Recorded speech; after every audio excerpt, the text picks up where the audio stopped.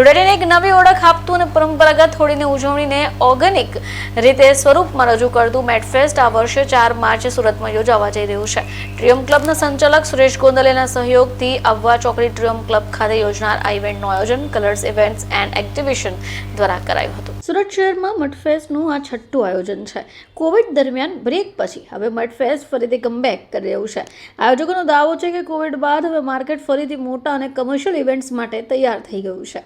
મટફેસ્ટની ખાસિયત અંગે જાણવા મળ્યું કે મુલતાની માટી કુદરતી માટી ત્વચા માટે લાભદાયી હોય, જે નેચરલ ફેશિયલ જેવી અસર આપે છે અને સ્કિનમાં પણ ગ્લો આવે છે.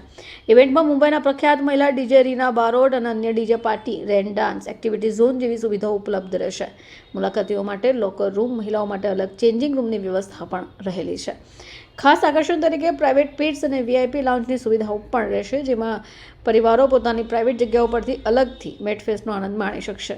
ઇવેન્ટ માટે 8 થી 10,000 પાર્ક જેટલા મોટા ગ્રાઉન્ડમાં આયોજિત કરાયા છે. ત્યારે સુરતવાસીઓને સંદેશ આપતા આયોજકે જણાવ્યું કે આ સુરત માટે ખૂબ ગૌરવની વાત છે કે હવે હોળી અને ધૂળેટીના પર્વમાં લોકો પુષ્કર કે ગોવા જવાને બદલે સુરત આવશે અને આવા મટફેસ્ટનો આનંદ લેશે.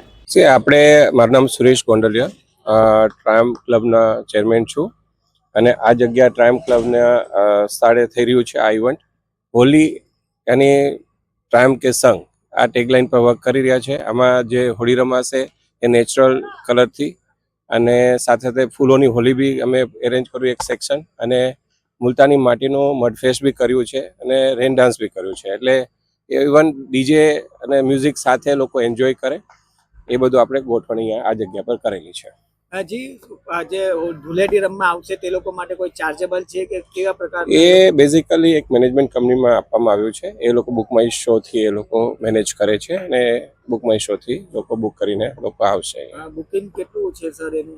એ હવે મેનેજમેન્ટ કંપનીને વધારે ખ્યાલ, કારણ કે એ લોકો મેનેજ કરી રહ્યા છે. સુવિધા કઈ કઈ છે આમાં? સુવિધા મેં સેફટી માટે બધી પ્રિકોશન રાખ્યા છે. ચેન્જિંગ રૂમ છે, લોકર છે, એ બધું ફ્રી ઓફ કોસ્ટ છે. ઇવન આપણે ફૂડ કાઉન્ટર બી રાખવામાં આવ્યું છે અને બાકી જે સેફટી માટે અમુક સિક્યોરિટી રાખી છે, જેમાં કોઈ દિક્કત ના આવે. અને બસ સરસ મજાનું આયોજન છે. જે મેં તમને કીધું કે રેન ડાન્સ, મડફેસ્ટ, ફૂલો કી હોલી, નેચરલ કલર, જેને જે ગમતું હોય એ ટાઈપનું એન્જોય કરી શકે. જે અહીંયા આવવા માંગતા હોય તો એનું લોકેશન શું છે?